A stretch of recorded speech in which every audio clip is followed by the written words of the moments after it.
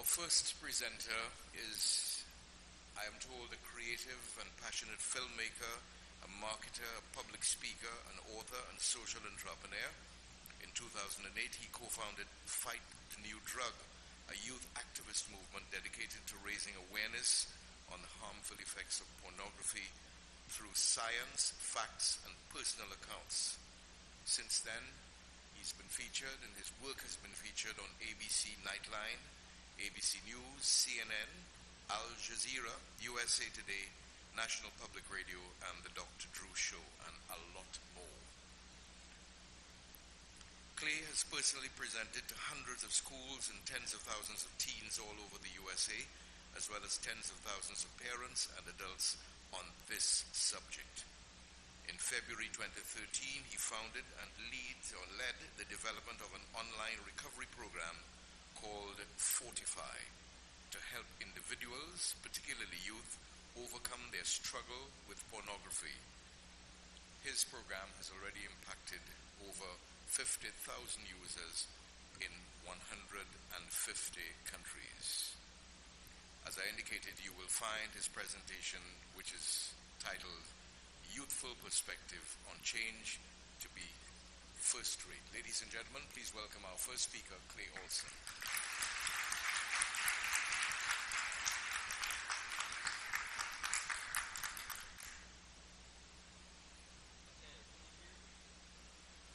Okay, there we go. Well, it's good to be with you guys. As was mentioned, my name is Clay Olsen. I was born and raised right here in Trinidad. Thank you. Just down the street down here. How many people are from Trinidad here? Raise your hand. Okay. How many are not? Okay, awesome. So we're coming from a variety of places to discuss this. I was inspired yesterday by the speakers talking about a variety of issues. But before I get into anything, how many of you, it is really hard to put on a conference like this, and it's a lot of work. Can we give a round of applause to all those involved in putting this together? And let's not forget the tech team who have bent over backwards to be accommodating. They've been wonderful. Thank you, guys. Now, how many of you have learned something so far at this conference? Awesome. How many of you actually have come here and thought, you know what, this is maybe a little bit bigger issue than I thought. This is more concerning than I thought. Raise your hand. How many of you, kind of felt, we heard a lot of hopeful ideas and inspiring ideas, but you also kind of felt, it's easy, I guess I should say, I don't want to see any hands on this one, but it's easy to kind of feel depressed about, oh my goodness, this is the worst, right? And if we can get my slides up here, are we good on those? I want to kind of talk about the fact that this is hard, and it is a big issue, and it's a concerning issue. But we're going to talk about how we can kind of infuse some life and hope into this, and what we're seeing and what we're learning from the youth. And that's not an easy thing to do, and not an easy thing to understand. So we're going to talk about that. But I think that when we do talk about this issue, it's easy to kind of get wrapped up into the heaviness and the weight of it. And it's true. This content is, as was mentioned by the speakers yesterday, more aggressive, more demeaning, more damaging, more harmful than any other time in the history of the world, and it's more available than any other time in the history of the world. This is a totally different game than when your youth were growing up. I often kind of say that, parents say, well, what's the big deal? Porn was around when I was a kid.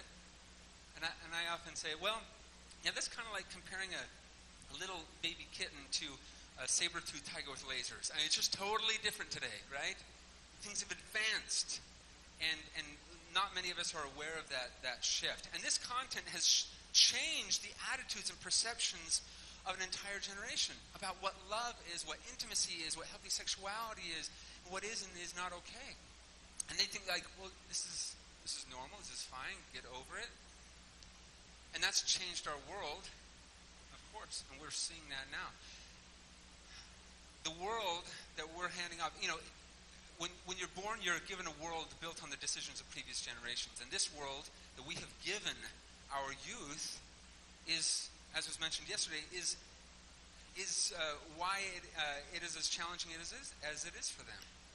And if we do nothing, if we sit idly by, this will continue to escalate, as you saw that scale revolve around. This will continue to escalate and get challenging, more challenging. We learned from Don Hilton that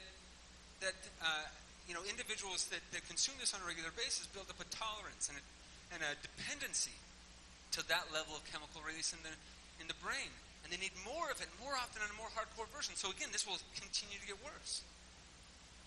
So how are we going to change this? I mean, when we looked at this, we actually analyzed, as we were starting this organization called Fight the New Drug, we looked at this and we kind of thought, okay, so what are the perceptions of youth today?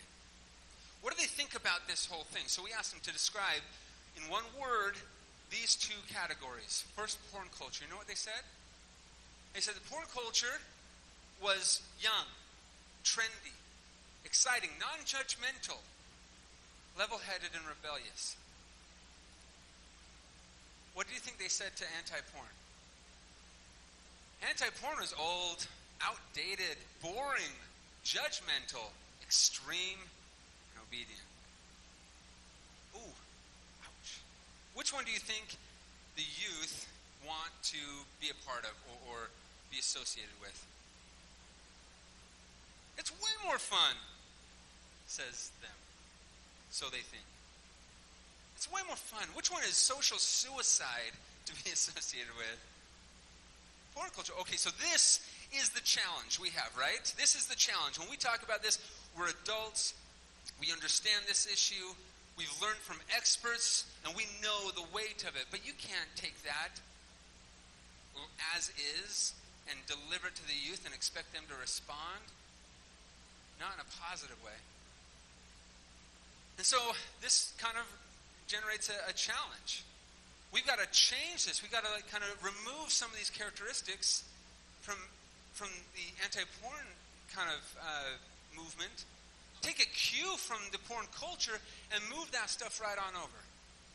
And redefine what it means to be associated with anti-porn. Now, I'm not a huge fan of that term, anti-porn. We'll talk about that later. But be associated with a movement in another direction. Okay, so it's going to take some work, a lot of work. Now, if we're serious about this, and I am, and I think many of you are, we can change this. We really can. And if we actually commit to ourselves to reject pornography and what it represents, what it stands for, that will help change not only our own, but the attitudes of those around us. And think if youth can get behind this, if they can choose to avoid this, and then that will change their peers' attitudes and saying, it's not cool, it's not harmless, it's not healthy. That will start to shift an entire generation in a new direction. And we're seeing this. We're starting to see this in a big way. And that's kind of why I'm here, because this is something. I started an organization called Fight the New Drug, and it was a challenge. We kind of thought to ourselves, we were in college, and we thought to ourselves, well, okay, how are we going to do this? My cousin, when he was 8 years old, struggled with pornography. He was introduced to pornography at 8 years old, and it immediately launched him into a challenge and a struggle. Now that kind of started to escalate and get a lot worse, and he eventually acted out in a way that was not only just inappropriate, but also very illegal. And he ended up in prison because he needed more. He needed more than what was on the magazine pages or on the computer screen. And I remember when I got out of high school and he got out of prison about the same time, I asked him. I said, "What led you to do that?" And he said it was due to his involvement with pornography. So that kind of sparked an interest in me to kind of learn more about this, to see what was really going on. And I wasn't alone in my interest to kind of solve social ills. In fact, youth today, millennials today, and younger are more motivated by cultural and social change than they are money. That is a very powerful characteristic of this rising generation. Now, I put myself into the category of millennials because I squeak in by the definition of where millennials start. I'm the oldest. I tell my staff that I was the founder of the millennial movement, and so they should listen to me. But they like to give me a hard time. But I still squeak in. But again, this millennial generation, they are motivated by social change. So we need to make this into a social cause rather than a moral crusade. And if we can do that, this rising generation is going to get on board. If this can be a social cause rather than a moral crusade. Now, again, nothing wrong with moral crusades, but as far as getting the masses on board, reframing that just a little will go a long way. So again, we were in college when we wanted to start this. I wanted to show you a little clip of kind of how this movement, our movement, began. Let's hope this plays. Check it out. This all started when we met in college. Just a few guys sharing a simple desire to one day make an impact on the world. In many of our discussions together, it quickly became apparent that we'd all been affected in one way or another by one thing: pornography. Either in our own lives or in the lives of our friends, family members, or just people we knew. We were surprised, actually, by the amount of differing opinions on the issue. And we knew that this was a subject that most people just didn't want to talk about. I mean, when was the last time you had a nice inner conversation about the good old topic of porn? Yeah, it just doesn't happen, right? So we started looking into the subject and found science and research proving its harm. And we realized that there was a legitimate epidemic growing in our society. We knew it had to start somewhere. A year later, armed with nothing but passion and an idea, we started building our movement like anybody would by launching a Facebook page.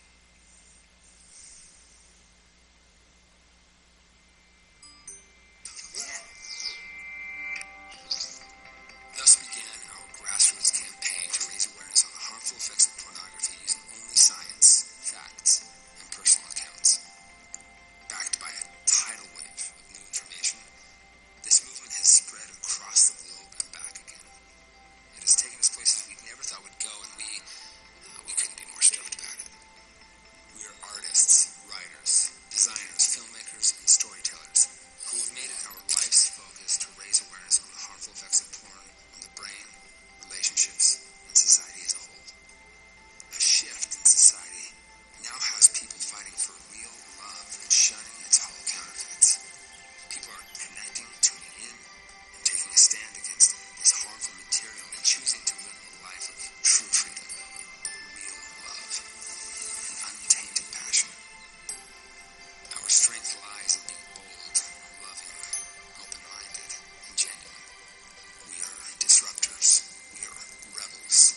We are fighters. What started off as just a few college kids with an idea is now changing the conversation from "dude, check this out" to "dude, that's not cool." So, are you in? Join the movement and become a fighter.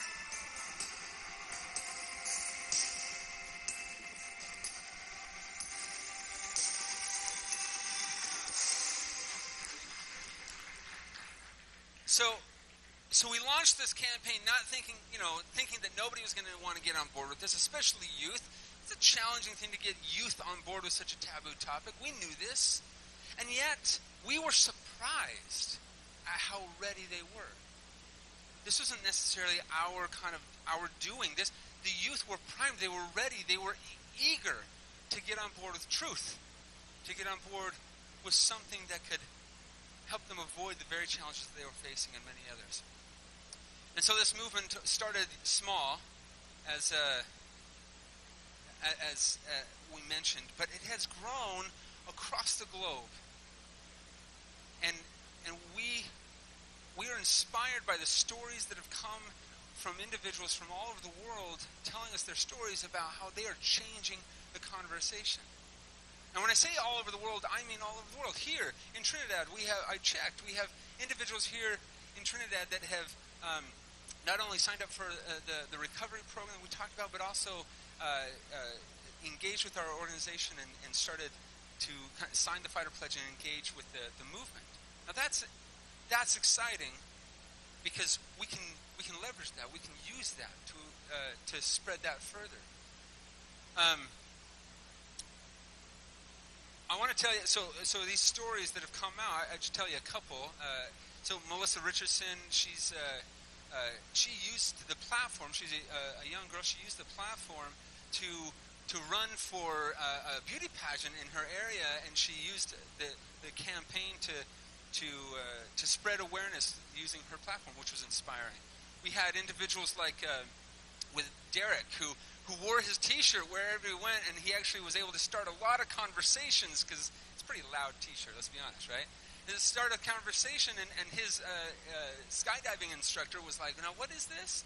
And they had like a 45-minute discussion about what it was, and she went online and she got involved, and then she bought a shirt, and other people started talking about it, and it kind of spread that way. So Derek was kind of an instigator of changing the conversation. Coco, who tried to get a presentation in her school because she was the one trying to instigate it. It wasn't a parent. It wasn't an authority. It was her saying, "We need this in our school." And she went out, and the superintendent of her school said, "No, it's not going to happen. We don't want to talk about this. It's too hard." So she said, "Well, not good enough." So she raised money on her own. She brought us out to Arizona where she lived. She organized an entire event where she brought kids from 4 different high schools. There was nearly over 500 youth that showed up to this Saturday night event where there was a dance and a presentation, and she did like photo shoots, and she just took this movement into her own hands. We have individuals like this group in Texas who decided to wear their T-shirts and spark discussions. They took flyers and went out on the streets and started talking to people and opening up the dialogue and spreading the message. Chandler, who had a college class that she had to do an assignment for, and she leveraged this platform to raise awareness on her campus. Garrett, who decided he was going to run 30 marathons in 30 days, and then he died. No, just kidding. But I would have died. But 30 marathons in 30 days. Who does that? He did it. And then he decided, well, that's not good enough. And by the way, it was 30 marathons wearing the T-shirt to raise awareness. And then he decided that's not good enough, so he decided to ride his bike from one edge of the United States to the other edge of the United States. It took him over 60 days, and he slept in a tent on the side, and it's just insane.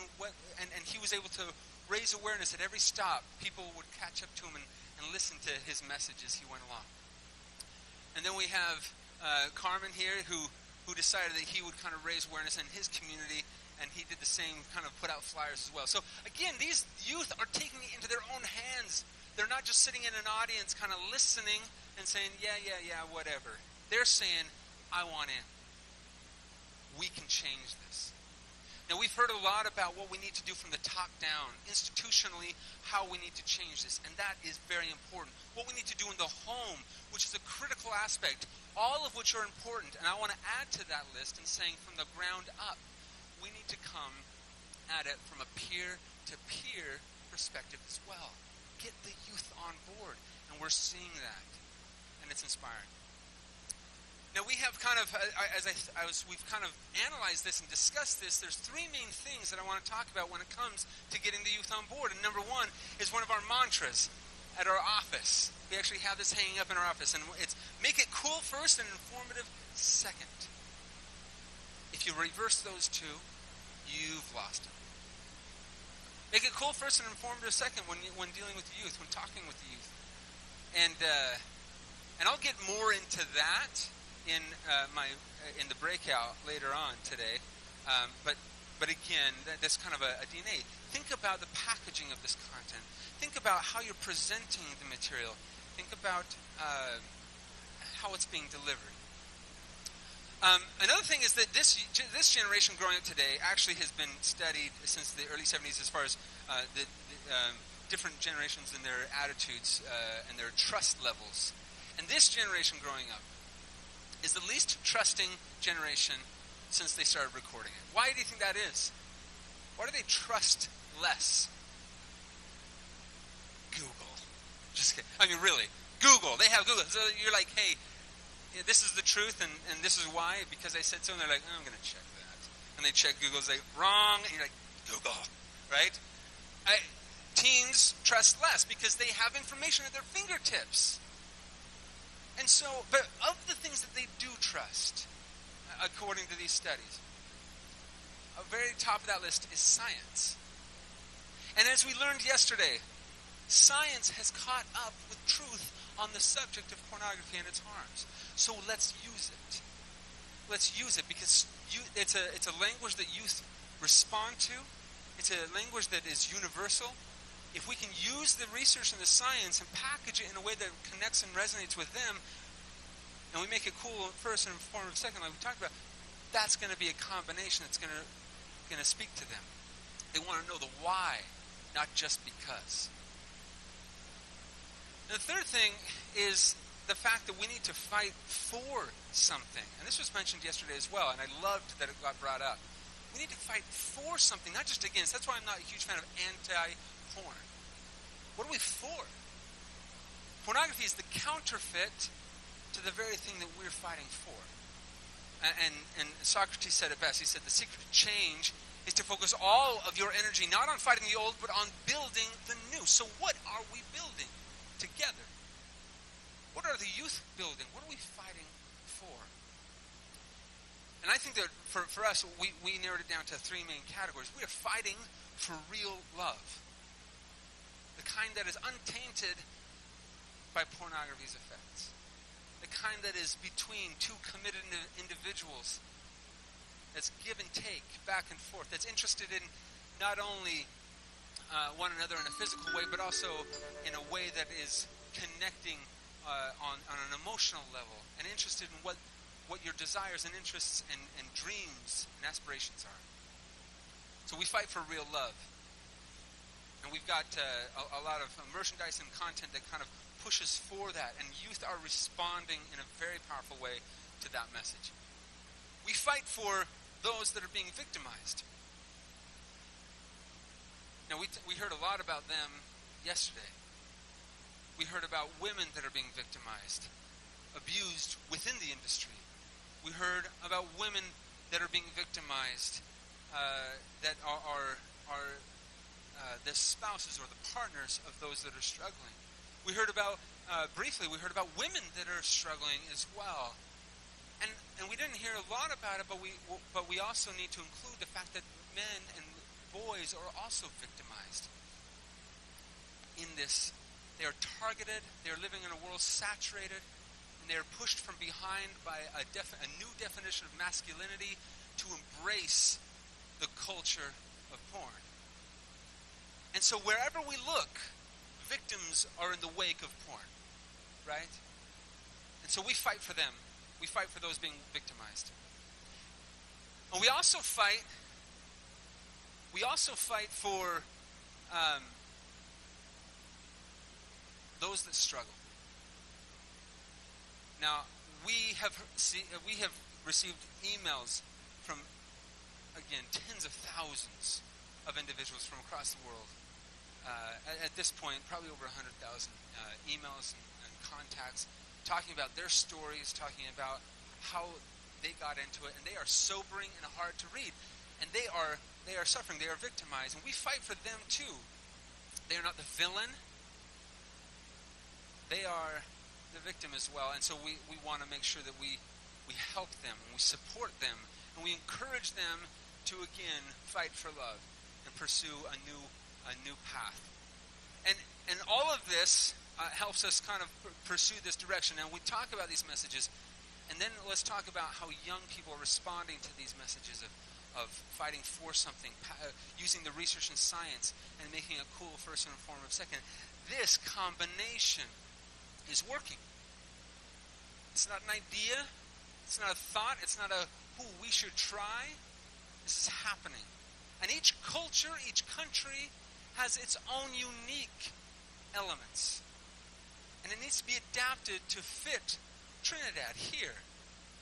What could we do? What have we done that that might be useful, and then how could we adapt it to fit specifically this culture here in Trinidad? Because we know that wherever we go, even globally, as we engage with those youth around the world, that the underlying principles of what we've talked about today connect with them. The details need to be specific and detailed to here in Trinidad, but it's working. Now, we did a campaign in the Bay Area. Again, we're all about changing the conversation and starting a conversation. We did a billboard campaign in the Bay Area with these billboards: "Porn kills love, fight for love." And as you can imagine, it was pretty bold. And it was in the San Francisco area, if some of you are familiar with that. So it was received with mixed emotion. Let's just put it that way. Some people were just super excited with the message, saying, yes, we need to talk about this. Other people were like, this is the biggest joke ever, right? So it sparked a dialogue. And that is what, we looked at that as a huge success. Saying, okay, here we go. And that was able to kind of like bring it into the media's light, and we were able to kind of start discussions that were very important. And ultimately, that's what it's all about, is changing the conversation. Like the video said, from dude, check this out, to dude, that's not cool, and here's why. So how do we get the youth on board? How do we get them to respond? Well, we said it. We'll say it again. Might have to push spacebar on there. There we go. And of course, we're seeing a lot of celebrities get on board because they're not alone. The youth aren't alone. You're not alone. People from a lot of different walks of life, from a lot of different influential vantage points, are coming out and speaking out on the harms of pornography. And it's inspiring to see those influential individuals leverage their communities to help create change. And yes, that is Russell Brand and Pamela Anderson right there at the end.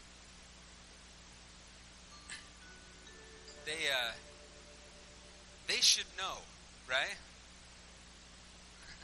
They have personal experience.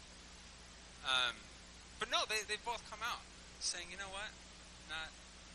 This isn't good. This isn't good. And they've received a lot of pushback because of that. So as we look at the DNA of this, I'll just repeat it one more time. We look at the DNA in this. We need to take the research and science, which is catching up more and more every single day. Just like tobacco, and we learned that tobacco is harmful to the lungs and whatnot. Society caught up with that, and they used the research to kind of like prove those things. So we use the research, we make it cool, and we fight for something. And that combination create a social cause fighting for a good. And that combination creates a solution. And we're seeing this, and we can replicate that here. We can change the culture here. I believe it. I know you're thinking, never going to happen. But we've seen massive shifts already in the last several years. We can see a shift here. If we harness this rising generation for good. Now, I'm almost done, but I want you to kind of see the fact that this conversation, we kind of push it aside, thinking this is awkward, this is challenging, this is I don't know how to go about this, but I want to say that it doesn't have to be all of those things. It can be empowering, it can be inspiring, it can be motivating, and depending upon how we kind of create this discussion, how we create the narrative of this dialogue, will be the determining factor for whether we're going to be able to connect with the youth and leverage their powerful force in the right direction. You can see that we do a lot of presentations in schools, not to replace the discussions that are happening in home and in other places, but to be a support to that. We can get efforts going on here in the schools and train individuals to kind of go out and speak to them. And I think that we can, and I hope that we will. And we've started those discussions about that. So I want to leave you with this quote. I am only one, but I am one. I cannot do everything, but I can do something, and I will not let what I cannot do interfere with what I can do. And this is the message that has kind of sunk into the hearts of fighters all over the world, and they are doing something, and they're doing small, simple things like wearing a t-shirt or handing out flyers or opening their mouth. But that collective force, as we all join into this together, changes the world, and I truly believe that, and I've committed myself to that, and I thank you so much for being here. Thanks.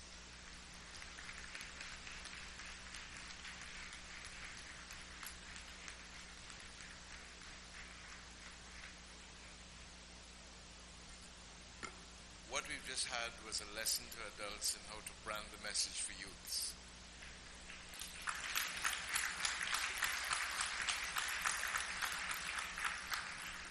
And now you understand why he's so popular and esteemed among youth. He speaks their language. I was reminded while he was talking that my 15-year-old granddaughter described me as a techno-soul. Completely unrelated, but I should have said at the outset that we are so wholly appreciative of the Family Life Commission for putting this on. Thank you.